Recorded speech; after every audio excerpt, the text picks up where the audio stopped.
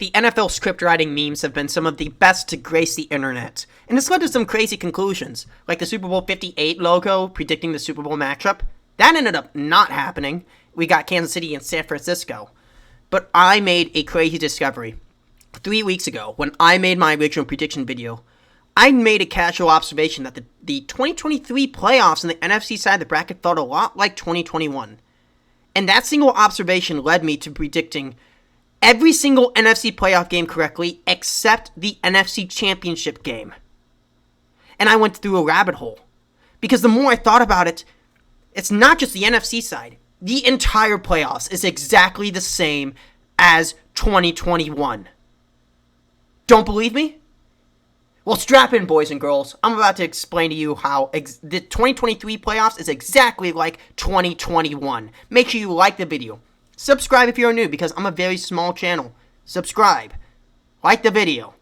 With that out of the way, let's get into your earth-shattering revelation of the day. Da-da-da. On the NFC side, nearly every single team was the exact same as 2 years ago.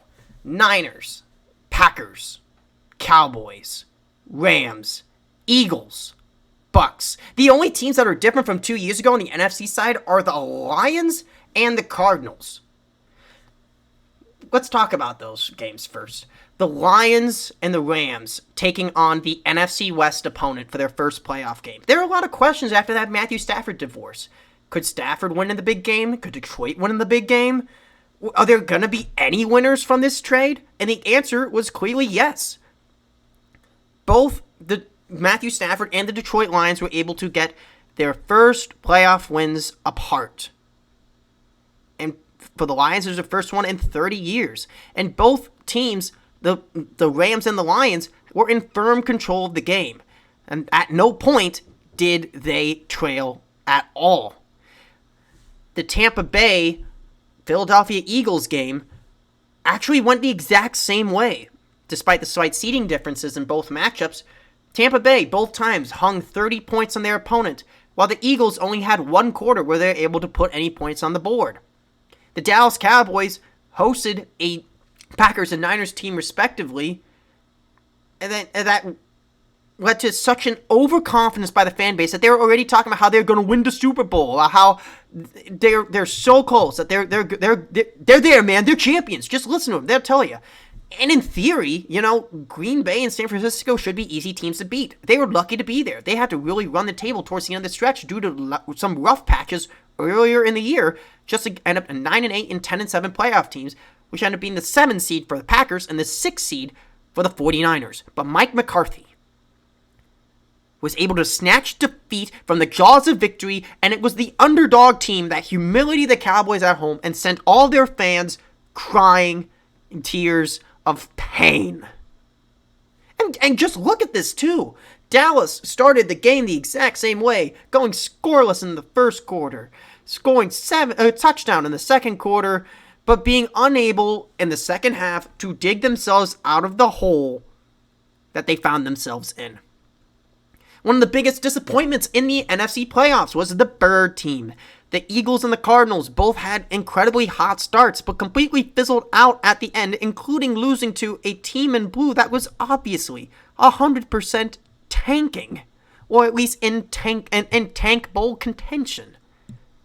Both teams ended up finishing 11-6, snagging a 5 seed, and getting absolutely humiliated.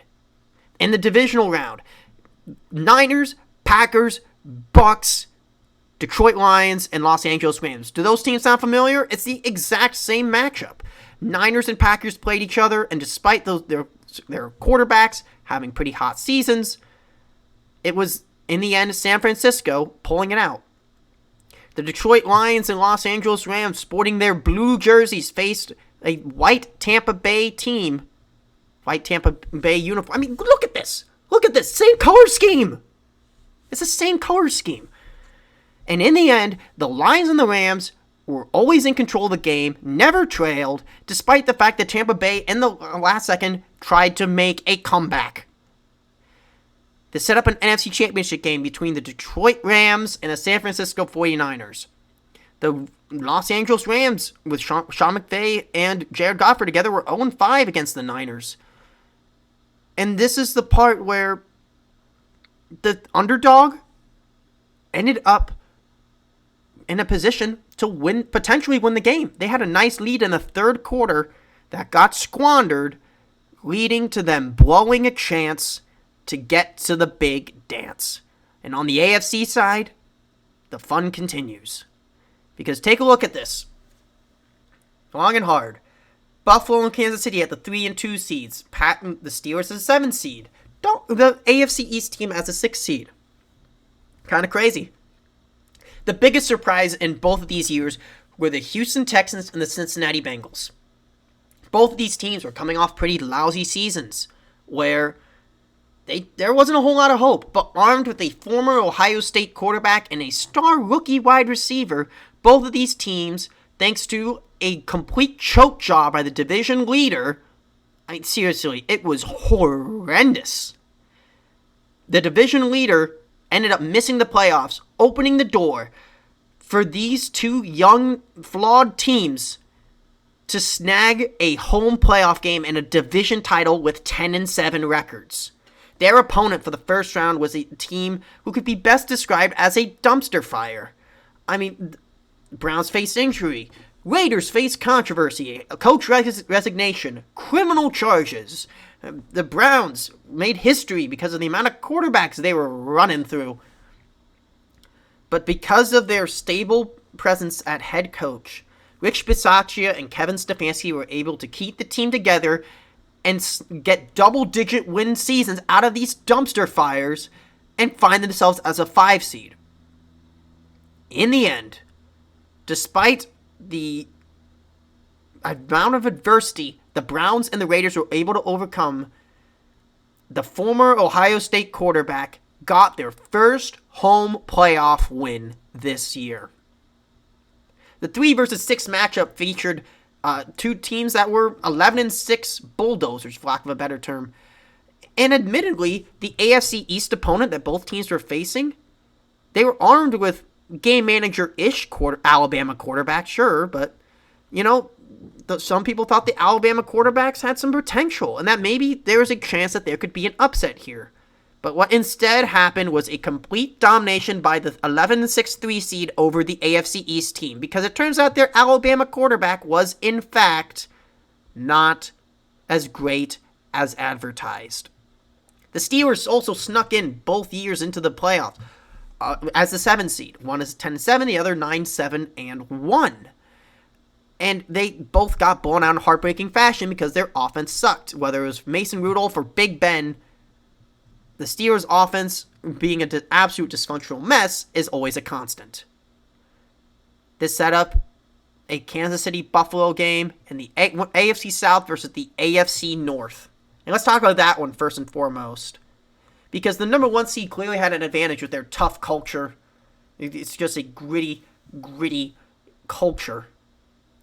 And yet, in the end, despite all the flaws, it was just like the Civil War. In the battle between North and South, the North always wins.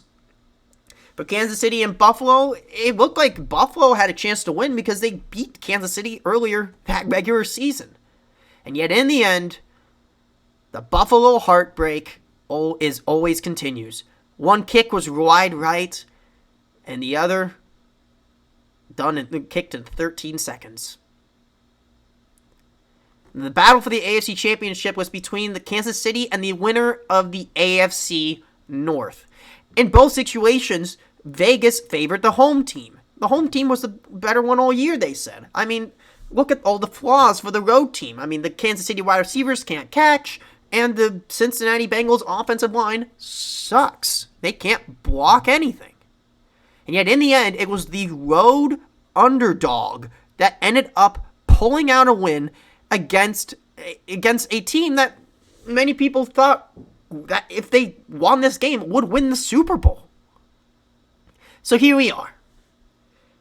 The winner of the NFC West is playing an AFC team that had a really tough road to get to this point.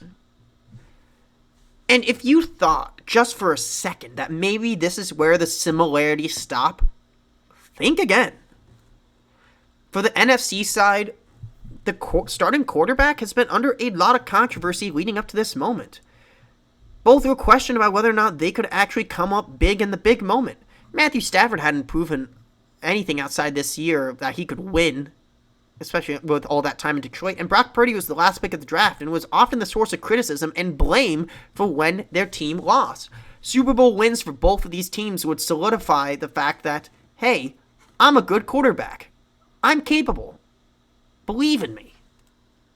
And on the AFC side, both quarterbacks, if they won, would follow in the steps of Tom Brady.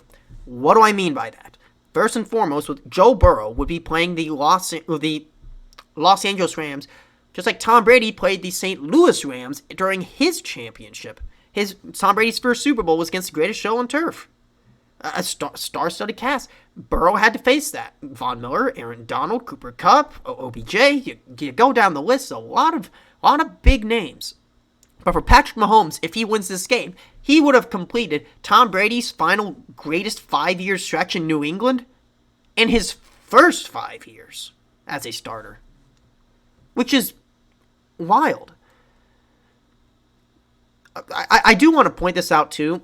I picked the Lions to go to win the Super Bowl mainly because you know that coincidence of where the winner of the Super Bowl that Kansas City was in was kind of predetermined by a little bit of a coincidence. They hosted the draft after they won the Super Bowl last year, and Tampa Bay hosted the Super Bowl. The Lions are going to host the draft, so if they would have won, that would have been some nice little superstition for the Lions.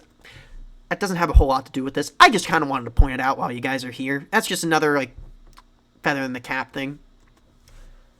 But for Super Bowl 58 between the Chiefs and the Niners, I actually think I know how this game is going to go.